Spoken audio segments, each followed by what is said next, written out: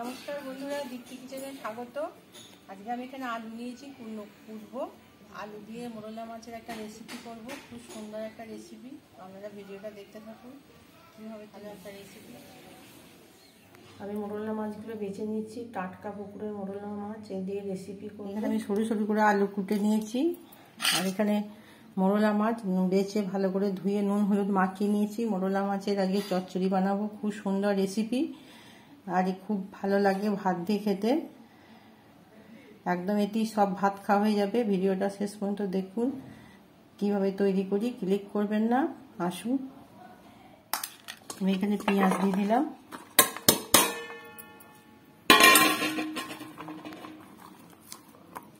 আলু সরু সরু করে আলু একটু হালকা মোটা আছে, আলুগুলো দিয়ে দিলাম, যে পেঁয়াজ আলু ভালো করে মাখিয়ে নিলাম।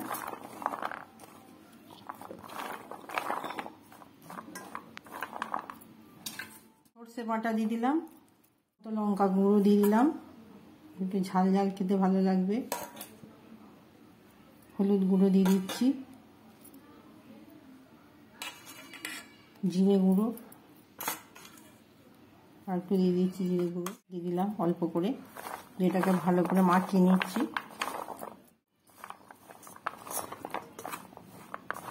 মোরলা মাছের চচ্চড়ি দারুণ লাগে খেতে, এইভাবে তৈরি করবেন।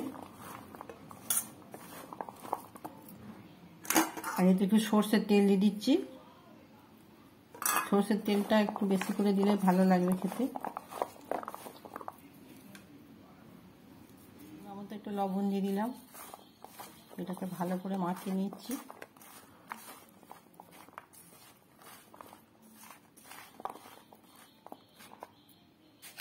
আর এই যে মোরলা মাছগুলো আছে, এগুলো আগে নুন দিয়ে বেছে ধুয়ে নিয়েছি, এটা দিয়ে দিচ্ছি।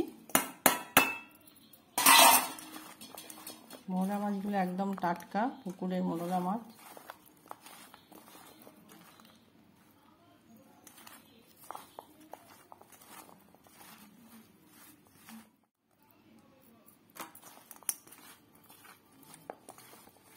রেসিপিটা এত সুন্দর রেসিপি, এতে আর একটু সর্ষের তেল দিয়ে দিচ্ছি, এটা তেলটা বেশি লাগবে যেহেতু এটা মাখানো।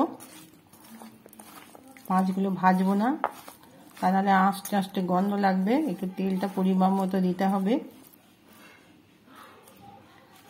দিচ্ছি, খুব সুন্দর করে মিশিয়ে সব উপকরণগুলো দিয়ে ভালো করে মিশিয়ে নিচ্ছি, আর খুব সহজেই তৈরি করা হয়ে যায়। সব মিশ্রণ হয়ে গেছে, এবার কড়াই চাপিয়ে দেবো, দিয়ে তৈরি করে নেবো।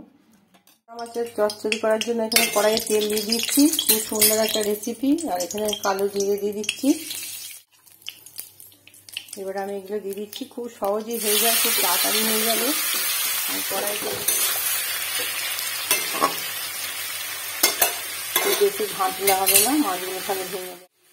আমি এখানে থালা ধোয়ার জলটা দিয়ে দিলাম, এটাকে বেশিক্ষণ একটু ফুটিয়ে নেবো, তাহলে তৈরি হয়ে যাবে।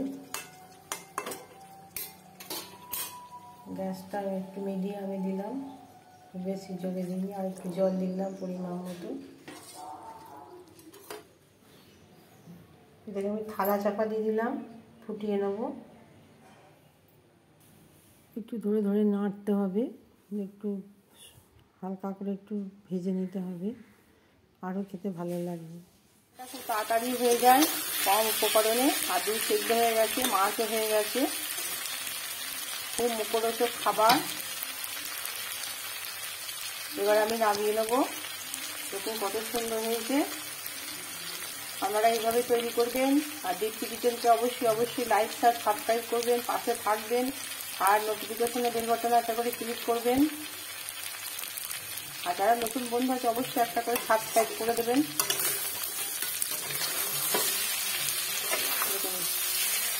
খুব সুন্দর এটা, খুব সুন্দর একটা গন্ধ আসছে। এবার নামিয়ে নেবো, একদম রেডি হয়ে গেছে। কিন্তু আপনারা তৈরি করবেন, দেখবেন খেতে খুব ভালো হয়। এই দিয়ে ভাত খাওয়া হয়ে যাবে।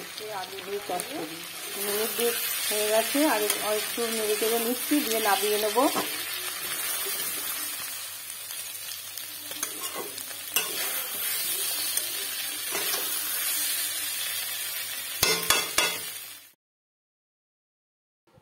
এবার আমি নামিয়ে নিচ্ছি, খুব সুন্দর একটা গন্ধ আসছে। এবার তুলে নিলাম, খাওয়া হবে।